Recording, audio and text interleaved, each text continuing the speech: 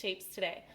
I would do this with a pencil so you can erase lines when you make mistakes because it's okay to make mistakes, and I always make mistakes when I do these, but I'm going to use a Sharpie right now so you can see on the camera what I am drawing. The first shape we're going to make is a cube. So we know a cube is a 3D shape with 6 square sides.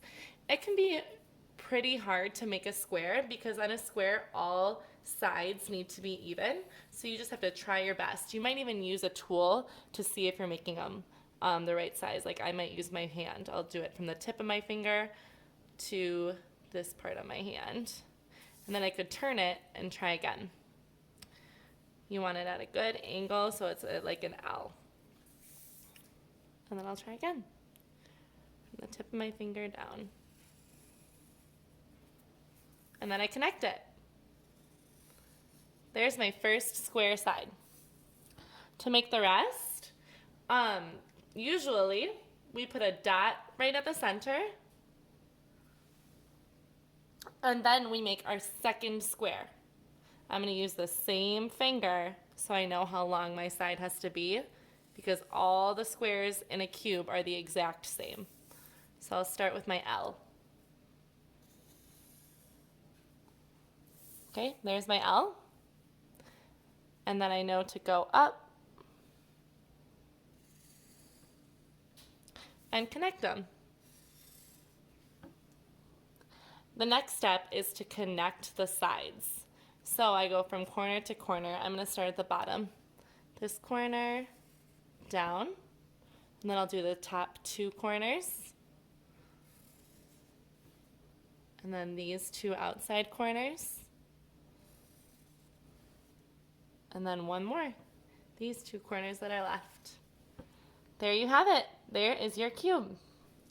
All right, Franklin Falcons, our next shape is a rectangular prism. So if you think of a Kleenex box or a picture frame or a packaging box or a book, we have 6 sides, and each side has a pair, a side that is also the same. For this one, we are going to do a long rectangle for this side. So I'm going to start with a short line and a long line. And then I'm going to repeat those sizes. So this one goes to about here on my finger, so I'll make that again because those sides should be the same length because a rectangle has 2 pairs of sides that are the same length.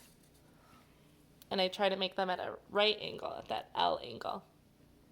Okay, then just like our rectangle, we try to find, like our cube, we try to find the middle of our rectangle and start our second rectangle from that dot. So you have to make sure you have enough space. I might have not had enough space to make my total other rectangle. I'll go as far as I can to the edge. And then you connect your sides just like we did with our cube. 1 corner, 2 corners, 3 corners, 4 corners. There's your rectangular prism. The next shape I'm going to show you is a triangular prism. A triangular prism has 2 triangles and 3 rectangles on our side. So it has 5 sides. 2 of them are triangles, 3 of them are rectangles. So we're going to start with our triangle. I'm not going to put it in the middle because I'll need some space over here. So I'm going to start at this side, the left side of my paper, to make a triangle. We know that triangles can look many different ways. You might draw your triangle like this. You might draw it like this. You can do it in all different ways for this triangular prism. What I need to do though is add a dot in the middle of my triangular prism to start my next triangle. That's going to be the corner, this bottom corner of my next triangle. So I'm going to go across, and then I'm going to make like an arrow up, just like my last triangle. So there are my 2 triangle sides of my triangular prism. The last part is just connecting them, just like we did for our rectangular prism. So I'm going to go from this corner to this corner, and then I'll do the top 2 corners, and then the last bottom 2 corners. Do you see my triangle side, and then I have 3 rectangle sides. 1, 2, 3. There's your triangular prism. All right, my last shape is a pyramid. So a pyramid has 4 sides that are triangles and 1 side that is a square. So on a pyramid, the 4 triangles are the same. You start with a line going down. This will be the top of your pyramid. Now to make this look 3D, you need to make your 2 lines that are a little shorter than your first line. You want them to be about the same size. I feel like this one needs to be a little longer now. And going the same amount of space from your first line as you can. The last step is just to connect those sides to your first line. On this shape, you can't see the other 2 sides, but we know that a pyramid has 4 triangular sides. So that's how you make a pyramid.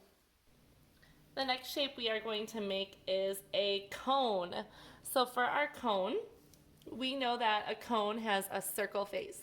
When we try to draw a 3D shape, sometimes our faces look a little different. So for our cone, I'm actually going to make the circle an oval because we're going to be looking at it from an angle.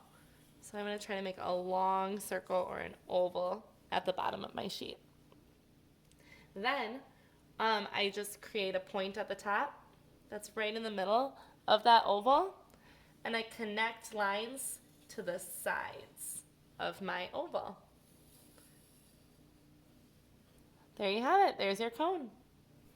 The next shape I'm going to show you is a cylinder.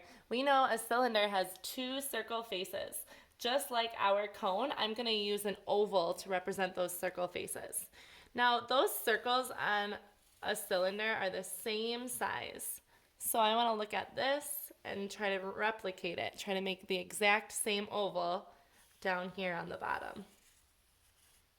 Once I do that, I can add my lines. So I'm going to start up here around the middle of the oval and come down to the middle of this oval and do the same on this side. Nice straight lines. There you have it, our cylinder. Our next shape is a sphere. So if you are in my class, you know that I make a sphere in 2 different ways. Your first job is to make a circle, and it can be really tough to make a perfect circle, so you might find something to trace, like a CD or a cup, or the bottom of a cup, or a bracelet. I am going to try to just make a circle on my own.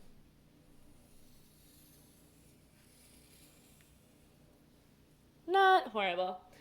And then you can do this 2 ways. Sometimes to show that this object is 3D on your paper, we make lines on the inside, long ovals, to represent space, so that this is a 3D object.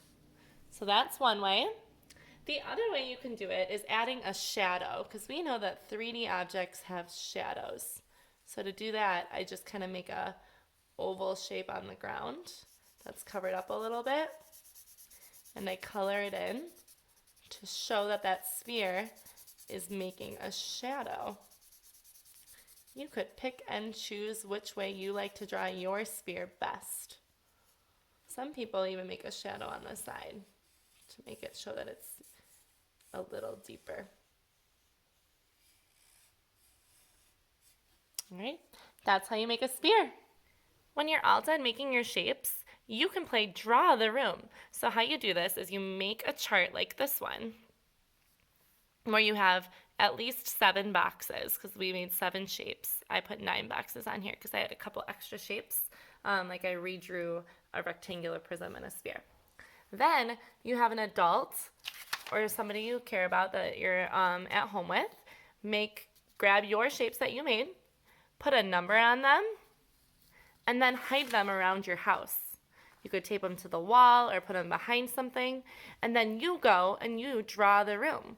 When you find this shape, you draw it in the right space. So if this shape had the number 1 by it, I would draw a pyramid in my number 1 slot, like this.